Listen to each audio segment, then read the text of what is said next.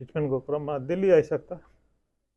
नमस्कार, म विजय Budhathoki medico care दिल्लीबाट र आज हाम्रो बिचमा एकजना नेपालदेखि ट्रिटमेन्टको क्रममा यहाँ दिल्ली आइपुग्नु भएको छ र आज विगत लगभग 4-5 वर्षदेखि उहाँलाई रेक्टम क्यान्सरले पीडित बनाइरहेको रहेछ र धेरै ठाउँमा उहाँ धाइराख्नु भएको थियो ट्रिटमेन्टको क्रममा र अहिलेको समस्या उहाँलाई सर्जरीको अप्सन दिनुभएको छ डक्टरले र अहिले हजुरलाई उहाँ आर्थिकको धेरै खाँचो भइरहेको छ र म सबै सम्पूर्ण नेपाली दाजुभाइ जति पनि यो संसारमा हुनुहुन्छ म हात जोडी बिन्ती गर्छु, जे जति सक्नुहुन्छ हजुरहरूले उहाँलाई अलिकति सहयोग गरौँ।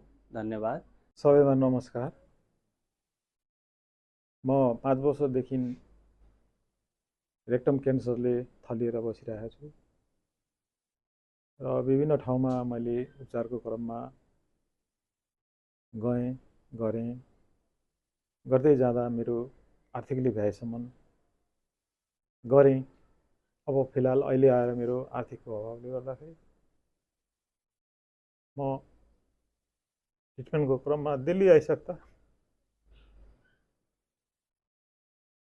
मेरो उपचारको क्रममा अब यहाँ अलिकति निकै खर्च आउने भएकोले गर्दाखेरि यो खर्च मैले भरिपुरा गर्न नसक्ने भएकोले गर्दाखेरि म सबै सामु हात जोडेर यही भन्छु, मलाई सहयोग गरेर बचाइदिनु प्रयत्न गरिदिनु हुन्छ होला हजुरहरूमा म यही आशा गरेको छु भन्दै म तपाईहरुलाई अनुरोध गर्दछु र तपाईहरुको इच्छा सो इच्छाले जे जति सहयोग साथ मलाई हुन सक्छ हजुरहरूले गरिदिनुहुन्छ होला भनेर आशा गरे।